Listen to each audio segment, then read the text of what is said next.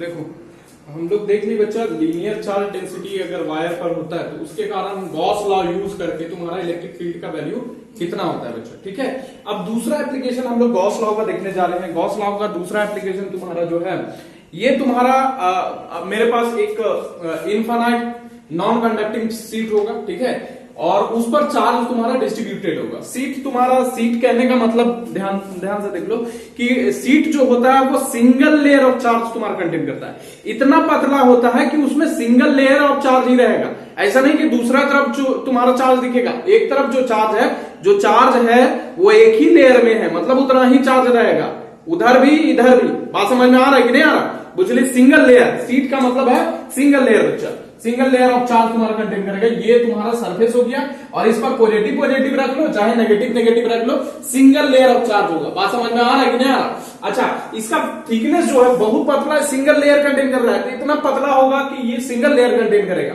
Finite thickness का होगा तो दोनों तरफ चार्ज रहेगा बच्चा, इधर भी रहेगा उधर भी रहेगा। और सरफेस पर तुम लोग जानता ही है, जब तुम्हारा यूनिफॉर्म चार्ज डिस्ट्रीब्यूशन होता है तो इसको हम लोग यहां पर निकालते हैं सरफेस चार्ज डेंसिटी बच्चा। ठीक है, याद है कि नहीं? कॉन्टिन्यूअस चार्ज डिस्ट्रीब्यूशन में बताए थे। तो ये सरफेस चार्ज डिस्ट्रीब्यूशन यहां पर लगेगा, और यहां पर यूज करेंगे हम लोग क्या चीज? सरफेस चार्ज डेंसिटी का। सरफेस चार्ज डेंसिटी सिग्मा से हम लोग डिनोट करते हैं बच्चा। बात समझ में आ रहा है कि नहीं आ रहा? बुझलिस कि ना बुझलिस? तो हम लोग सबसे पहले लिखेंगे यहां पर कि consider a thin infinite non-conducting sheet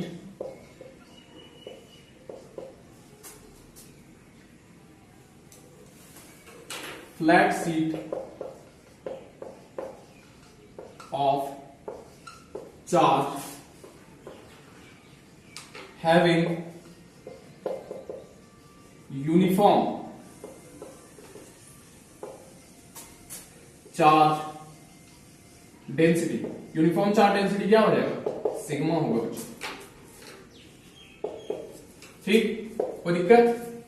बात समझ में आ रहा है? ठीक, अच्छा यहां पर देखो हमको क्या कैलकुलेट करना है? इलेक्ट्रिक फील्ड इंटेंसिटी, यही तो कैलकुलेट करना है। तो electric field intensity to calculate, यहां लिखते हैं to calculate electric field intensity. ठीक, to calculate electric field intensity E at a point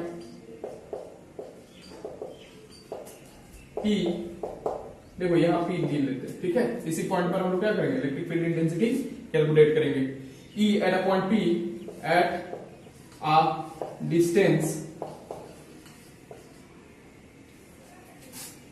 at a distance R, we have to draw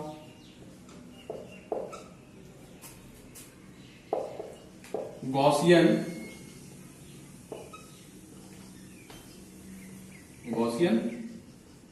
surface बच्चा, Gaussian surface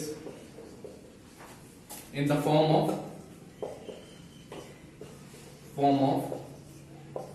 closed cylinder, in the form of closed cylinder। अच्छा, यहां पर देख लो ध्यान से, हम लोग इस ई पॉइंट पर तुम्हारा क्या कर रहे हैं? सॉरी, पी पॉइंट पर तुम्हारा क्या कैलकुलेट कर रहे हैं? इलेक्ट्रिक फील्ड इंटेंसिटी बच्चा। ठीक है ना? अच्छा, इसको यहां पर कैलकुलेट करने के लिए ये जो तुम्हारा थिन सीट है, ठीक है, थिन सीट है, तो इसके कारण हम लोग इलेक्ट्रिक फील्ड इंटेंसिटी कैलकुलेट कर रहे हैं। तो चाहे सीट पर तुम्हारा पॉजिटिव पॉजिटिव चार्ज होगा या नेगेटिव नेगेटिव चार्ज होगा बच्चा, होगा कि नहीं होगा?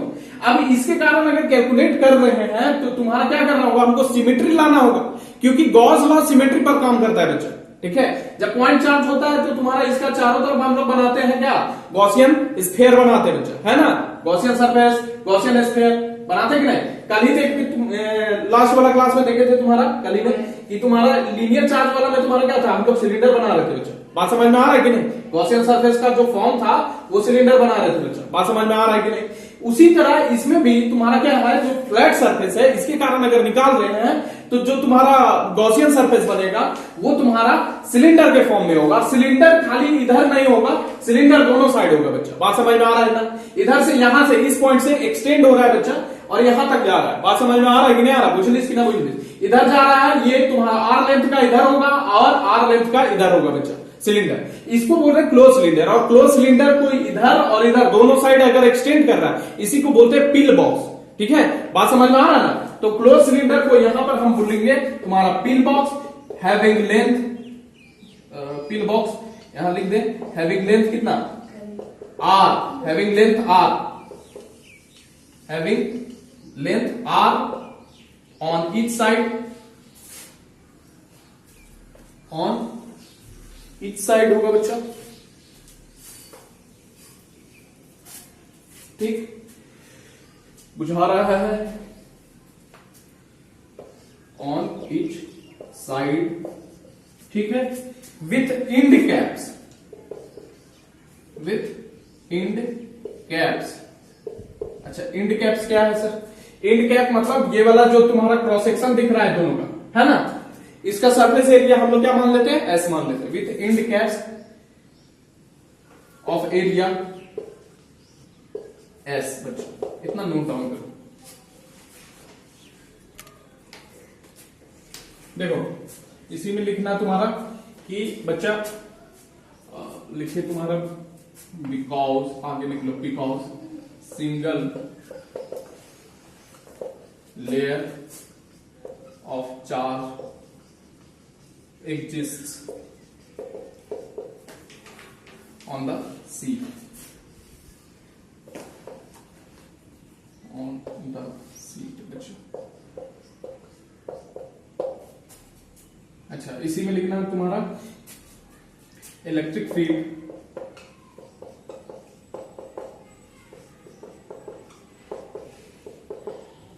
is perpendicular to the end caps।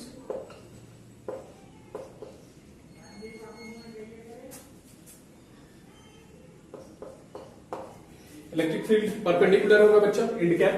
ये देख लो, ये सरफेस पर तुम्हारा क्या है, ऐसे निकलेगा बच्चा, तो इलेक्ट्रिक फील्ड भी इंड कैप जो ये वाला दिख रहा है इंड कैप, इस पर तुम्हारा क्या होगा, परपेंडिकुलर होगा बच्चा, आउटवर्ड होगा। ठीक है, ठीक। अच्छा, यहां पर देख लो कि चार्ज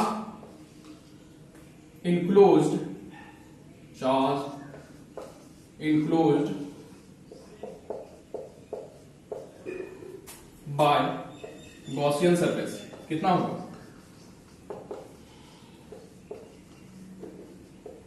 Gaussian surface कितना चार्ज इनक्लोज करेगा। सिंस हम लोग जानते हैं कि सिग्मा इज इक्वल टू होता है charge per unit area. Area को हम लोग यहां पर दिखा रहे हैं एस से बच्चे। ठीक है, बात समझ में आ रहा है? तो सिग्मा कितना हो जाएगा तुम्हारा, यहां अगर चार्ज इनक्लोज निकालना हो, यही चार्ज तो इनक्लोज करेगा क्यू चार्ज बच्चा। तो Q will be equal to तुम्हारा कितना, Q will be equal to sigma S बच्चा। इसको पहला इक्वेशन दे देते हैं हम लोग। ठीक है, बात समझ में आ रहा है कि नहीं आ रहा? अच्छा, इतना बात समझ में आ रहा है। अच्छा, according to Gauss theorem, according to Gauss theorem बच्चा, Gauss theorem, according to Gauss theorem क्या होगा, हम लोग जानते हैं कि फाई इज इक्वल टू तुम्हारा E dot D S Q upon epsilon not होता है कि नहीं होता। अब देखो यहां से अगर मान लो ई डॉट डी एस निकाले तो क्यू का वैल्यू हम लोग पुट कर दे, कहां से, वहां से पहला इक्वेशन से, तो क्या हो जाएगा sigma S by epsilon not हो जाएगा बच्चा। बात समझ में आ रहा है ना? क्यू का वैल्यू पुट कर दिए, ठीक है, कोई दिक्कत। अच्छा, इसको दूसरा इक्वेशन दे दो, यहां पर लिख दो since Q is equal to sigma S बच्चा। बात समझ में आ रहा है कि? अब देख लो यहां पर जो गॉसियन सरफेस है यानी गॉसियन पिल बॉक्स है बच्चा, ठीक है, दोनों साइड है ना, इसको यानी क्लोज सिलेंडर जो है ये 3 पार्ट में डिवाइड हो जाएगा। ठीक है, जैसे पिछला वाला मैं बताए थे तुम्हारा, पहला वाला तुम्हारा इधर वाला पहला तुम्हारा ये इंड कैप हो गया, दूसरा पार्ट ये वाला हो गया बच्चा। ठीक है, और तीसरा पार्ट तुम्हारा क्या हो जाएगा, यहां कर्व वाला पार्ट हो जाएगा बच्चा। और कर्व्ड वाला केस में तुम्हारा क्या होगा, इलेक्ट्रिक फील्ड देख लो, तुम्हारा ये ds का वेक्टर होगा तुम्हारा परपेंडिकुलर एंड आउटवर्ड बच्चा, ठीक है, ds वेक्टर, और e का कैसा होगा, डायरेक्शन ऐसे होगा बच्चा। बात समझ में आ रहा है कि नहीं आ रहा? तो दोनों के बीच में कितना एंगल बनेगा, 90 डिग्री, ठीक है। तो पहला वाला ये वाला हो गया, ये तीसरा पार्ट यहां पर लिख लो बच्चा, ये तीसरा पार्ट हो गया, पहला वाला पार्ट, दूसरा वाला पार्ट और तीसरा वाला पार्ट। तो यहां पर लिखेंगे कि Gaussian surface is divided into, Gaussian surface is divided into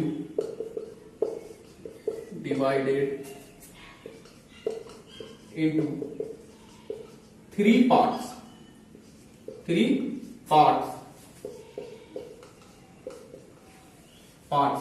देखो फर्स्ट एंड सेकंड क्या हो गया,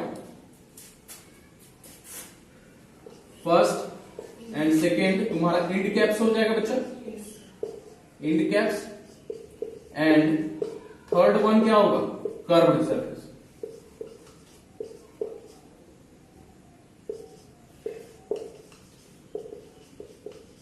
ठीक, सो यहां पर लिख सकते हैं हम लोग बच्चा, इधर देख लो, इधर लिख देते हैं, क्या लिखेंगे कि ईडीएस को हम लोग, सो इक्वेशन 2 बिकम्स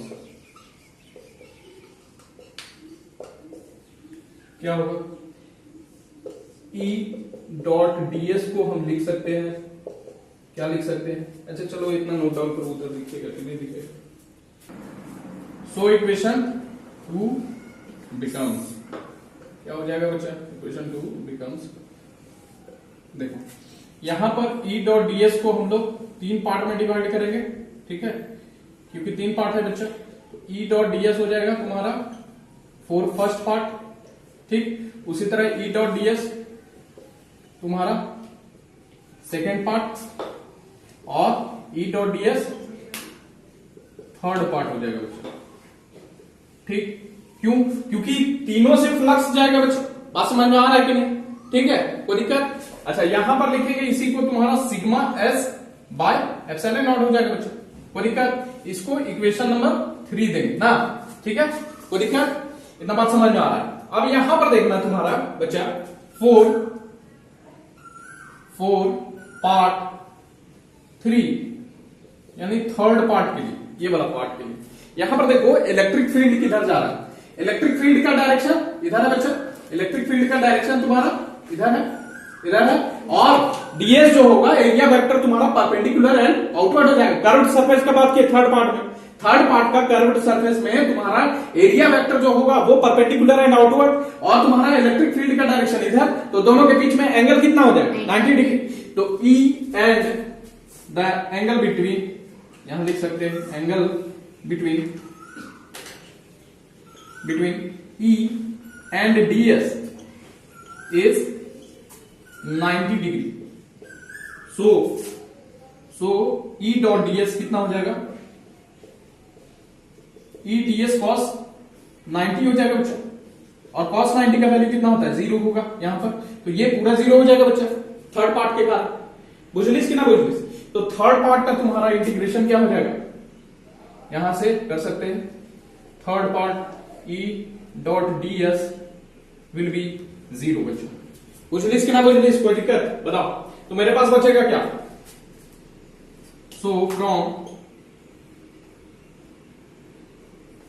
देखो नाउ फ्रॉम इक्वेशन 3 मेरे पास बचना क्या है, देख लो यहां पर देखते हैं, E dot ds is equal to, यहां पर फर्स्ट पार्ट और सेकेंड पार्ट के कारण इंटीग्रेशन तुम्हारा देना होगा बच्चा, कोई दिक्कत। अब देखो यहां पर ध्यान से देखो, यहां पर बाकी लिखना होगा तुम्हारा sigma s by epsilon not. यहां पर देखना कि इस वाले थर्ड पार्ट तो तुम्हारा खत्म हो गया, बचा क्या, एंड कैप बचा। अब पहला वाला इधर वाला तुम्हारा देख लो, और इधर वाला देख लो, तुम्हारा यहां से जो ये एंड कैप निकलेगा, इधर से भी इलेक्ट्रिक फील्ड तुम्हारा किधर निकलेगा, आउटवर्ड है बच्चा। तो इधर भी तुम्हारा डीएस का इधर ही डायरेक्शन, इलेक्ट्रिक फील्ड का भी डायरेक्शन इधर है, ठीक है। तो दोनों का डायरेक्शन जब एक ही डायरेक्शन में होगा, इलेक्ट्रिक फील्ड डीएस वेक्टर का डायरेक्शन इधर ही होगा बच्चा, तो 0 डिग्री का एंगल बनेगा दोनों के बीच, ठीक है। बात समझ में आ रहा है कि नहीं आ रहा? तो तुम्हारा यहां से तुम्हारा क्या होगा, 4 पार्ट तुम्हारा यहां पर लिख सकते हैं, यहां पर इसको जब लिखेंगे तो तुम्हारा ईडीएस cos 0 हो जाएगा फॉर फास्ट पार्ट 1, और तुम्हारा इधर से होगा ईडीएस cos 0 हो जाएगा बच्चा पार्ट 2 के लिए भी, ठीक है। cos 0 यहां पर बचेगा तुम्हारा sigma S upon epsilon naught, ठीक। कोई दिक्कत बोलो? अच्छा यहां से देखना, ये 1 हो गया, यहां से 1 हो गया। अच्छा ई जो है इलेक्ट्रिक फील्ड का वैल्यू है पूरा गॉसियन सरफेस पर, वो तुम्हारा सेम होगा बच्चा। बात समझ में आ रहा है कि नहीं? आप बुझलिस कि ना बुझलिस? अरे ई तुम्हारा क्या होगा, सेम होगा। बताएं तो गॉसियन सरफेस कैसा सरफेस होता है, जिसका हर एक पॉइंट पर तुम्हारा क्या होगा, इलेक्ट्रिक फील्ड का वैल्यू सेम होगा बच्चा। कैलकुलेट करके भी दे सकता है, डिस्टेंस एक ही हो जाएगा बच्चा। बात समझ में आ रहा है कि नहीं? आर डिस्टेंस पर हम लोग लेंगे, ठीक है। अब देखो यहां से तुम्हारा क्या हो जाएगा, ई जो है वो सेम है, इसीलिए ई को हम लोग क्या कर सकते हैं, बाहर निकाल सकते हैं दोनों से। तो बचेगा क्या, यहां से लिखेंगे तुम्हारा ई और यहां पर डीएस, ठीक है, प्लस यहां से भी तुम्हारा क्या हो जाएगा ई cos 0, तो तुम्हारा 1 हो गया, ठीक है। कोई दिक्कत नहीं ना है? ये तो फर्स्ट पार्ट और सेकंड पार्ट, तो तुम्हारा इधर भी डीएस लिखेंगे, ठीक है बच्चा। यहां sigma S by epsilon not हो जाएगा बच्चा। अच्छा डीएस और डीएस का इंटीग्रेशन करेंगे तो सरफेस एरिया टोटल आ जाएगा बच्चा। बात समझ में आ रहा है ना? ये छोटा छोटा का इंटीग्रेशन करेंगे तो तुम्हारा टोटल सरफेस एरिया हो जाएगा। तो टोटल सरफेस एरिया कितना है, टोटल सरफेस एरिया है एस बच्चा। बात समझ में आ रहा है? तो यहां लिख सकते हैं ई इंटू एस, और यहां पर भी ई इंटू एस हो जाएगा बच्चा। ई इंटू एस, और ये सिग्मा एस एप्सिलॉन नॉट हो जाएगा बच्चा। बुझलिस कि ना बुझलिस? बताओ कोई दिक्कत? अब देखो यहां से ई इंटू एस यानी 2ES लिख सकते हैं, बोलो कोई दिक्कत है? बोलो sigma S by epsilon not हो जाएगा। ये एस खत्म, ठीक। तो यहां से देख लो, तो यहां से ई का वैल्यू कितना निकलने वाला, बोलो ई का वैल्यू निकलने वाला है सिग्मा बाय 2 एप्सिलॉन नॉट निकलेगा बच्चा, ठीक है। ये तुम्हारा इलेक्ट्रिक फील्ड हो गया at a point P at a distance R। बात समझ में आ रहा है कि ये इलेक्ट्रिक फील्ड का वैल्यू हो गया। और ये वाला जनरली तुम्हारा कैपेसिटर जब पढ़ेंगे हम लोग, तो उस समय ये वाला बहुत ज्यादा यूज होगा बच्चा। यहां पर देख लो तुम्हारा इन वेक्टर फॉर्म अगर इसको लिखना हो तो इन वेक्टर फॉर्म क्या लिखेंगे, यहां पर लिख लो इन वेक्टर फॉर्म। तो तुम्हारा ई का वैल्यू जो होगा वो E will be equal to sigma 2 epsilon naught, ठीक है। और ये एन कैप होगा बच्चा। एन कैप जहां पर क्या है कि इधर पहले इतना लिख लो, ठीक है। एन कैप क्या हो जाएगा, चलो पहले लिखो इतना। देखो ऐसा है ना कि इसमें जो ये एन कैप निकाले बच्चा, यहां पर वैल्यू कितना निकला, ई का निकला तुम्हारा sigma by 2 epsilon nought n cap. अच्छा यहां पर लिख लो वेयर करके, where n cap is equal to unit vector normal to plane. ये जो प्लेन है इसका नॉर्मल होगा यूनिट वेक्टर। बात समझ में आ रहा है? जो एन कैप बता रहे हैं ये यूनिट वेक्टर होगा और नॉर्मल टू प्लेन होगा बच्चा, ठीक है। बात समझ में आ रहा है कि नहीं? नॉर्मल टू प्लेन होगा एंड अवे फ्रॉम, मतलब इससे अवे होगा बच्चा। नॉर्मल टू प्लेन होगा एंड अवे, ठीक है। बुझलिस कि ना बुझलिस? दूर तो होगा। बात समझ, इलेक्ट्रिक फील्ड का डायरेक्शन इधर ही तो जा रहा है। प्लेन का परपेंडिकुलर नॉर्मल होगा बच्चा और अवे होगा बच्चा। बात समझ में आ रहा है कि नहीं? इधर भी देखेंगे तो इधर होगा। बात समझ में आ रहा है कि नहीं आ रहा? तो ये तुम्हारा निकला है तुम्हारा इलेक्ट्रिक फील्ड का वैल्यू बच्चा। बात समझ में आ रहा है कि नहीं? अच्छा यहां पर एक चीज, खास चीज तुम ध्यान देना कि इलेक्ट्रिक फील्ड इंटेंसिटी जब हम लोग देख रहे थे तो वो डिस्टेंस के साथ वैरी होता था बच्चा, कमजोर होता था। मतलब धीरे धीरे अगर डिस्टेंस बढ़ाते थे तो इलेक्ट्रिक फील्ड इंटेंसिटी का वैल्यू क्या हो जाता था, कम हो जाता था बच्चा। लेकिन यहां पर डिस्टेंस का बात ही नहीं आया। बात समझ में आ रहा है ना? डिस्टेंस का कोई बात नहीं आ रहा। यहां पर कोई डिस्टेंस दिख रहा है तुमको? कोई डिस्टेंस दिख रहा है? नहीं दिख रहा। इसका मतलब क्या है कि इलेक्ट्रिक फील्ड इंटेंसिटी का वैल्यू चाहे यहां लो, यहां लो, यहां लो, यहां लो, सब जगह सेम होगा बच्चा। लेकिन ध्यान देना कि ये वाला जो आर डिस्टेंस है, ये जो सरफेस है, इसके कंपैरिजन में बहुत छोटा होना चाहिए, तभी ये वैलिड होगा बच्चा। बात समझ में आ रहा है ना? अगर आर डिस्टेंस तुम्हारा बढ़ा दिए तो ये वाला सीटवा जो है वो छोटा छोटा दिखेगा। बात समझ में आ रहा है कि नहीं आ रहा? मतलब ये सीट तुम्हारा दूर से जब देखेगी तो तुम्हारा छोटा दिखेगा बच्चा। बात समझ में आ रहा है कि नहीं आ रहा? बुझलिस कि ना बुझलिस?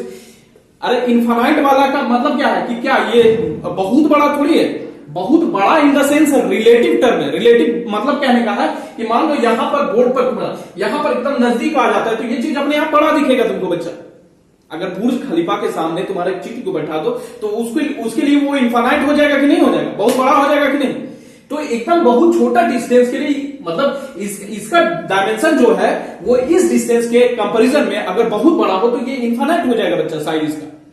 बात समझ में आ रहा है कि नहीं? तो इसका मतलब है कि ये जो डिस्टेंस है बच्चा, जो गॉसियन सरफेस हम लोग ये लेंथ जितना आर ड्रॉ किए हैं, यानी जिस पॉइंट पर हम लोग इलेक्ट्रिक फील्ड इंटेंसिटी कैलकुलेट कर रहे हैं वो बहुत छोटा होना चाहिए इसके कंपैरिजन में, इसके डायमेंशन के कंपैरिजन में, तब ना ये इन्फिनिट सीट बनेगा।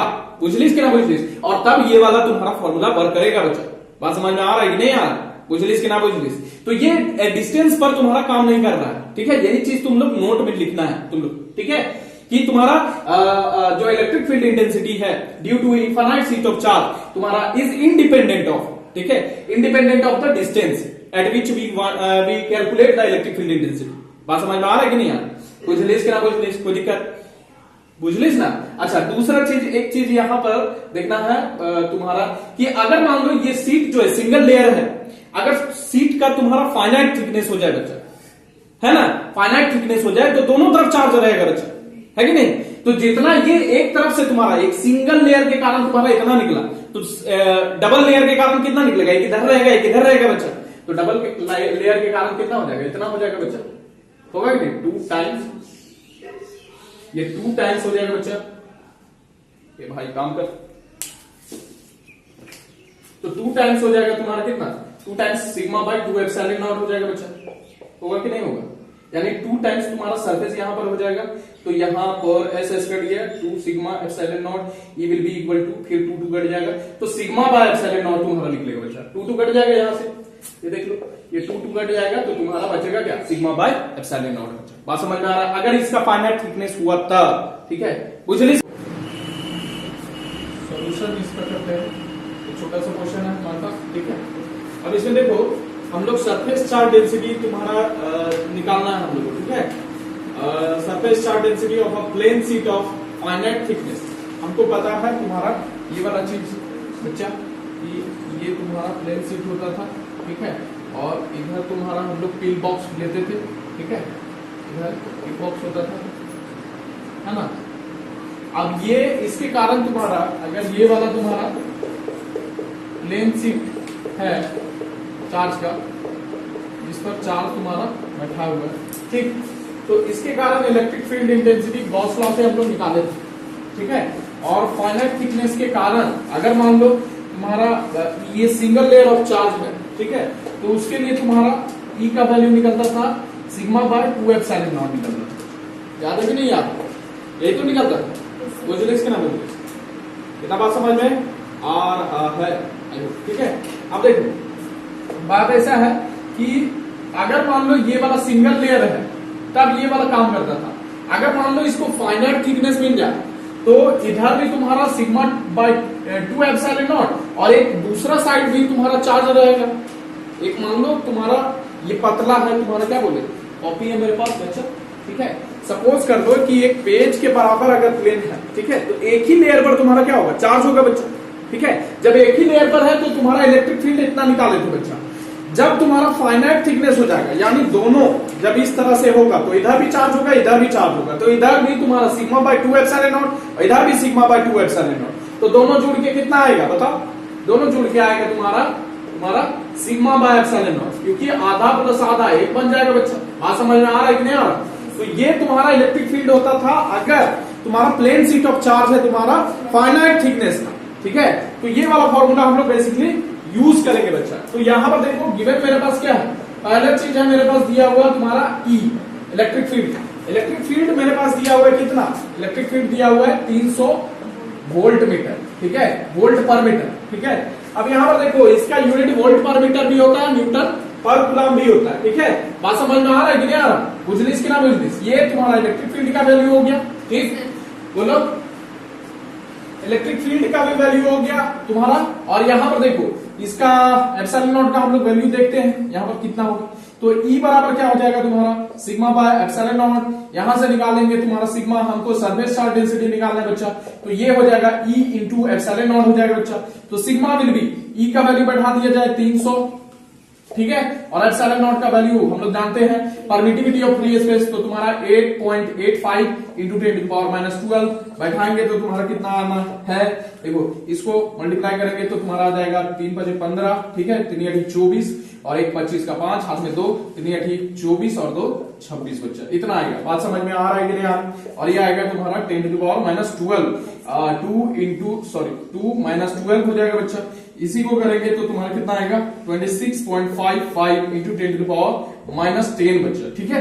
बुझे इसके ना बुझे, ये आएगा क्या, इसमें आएगा, देखो सिग्मा जब भी निकालते हैं तो सिग्मा इज इक्वल टू क्या होता है, सरफेस चार्ज डेंसिटी होता है बच्चा, इसको बोलते हैं चार्ज पर यूनिट एरिया, इसी को तो बोलते हैं। तो ये तुम्हारा चार्ज पर यूनिट एरिया मतलब क्या है कि ये गुलाम हो गया इसका, और ये पर मीटर स्क्वायर हो जाएगा बच्चा, तो इसका यूनिट क्या होगा, गुलाम पर मीटर स्क्वायर बच्चा। बात समझ में आ रहा है कि नहीं आ रहा? बुझे इसकी ना बुझे? तो ये सिग्मा मेरे पास यानी सरफेस चार्ज डेंसिटी तुम्हारा क्या होगा, इतना होगा, इतना के लगभग आसपास बच्चा। बुझलिस कि ना बुझलिस, बोलो कोई दिक्कत? तो इसको नोट डाउन कर लो।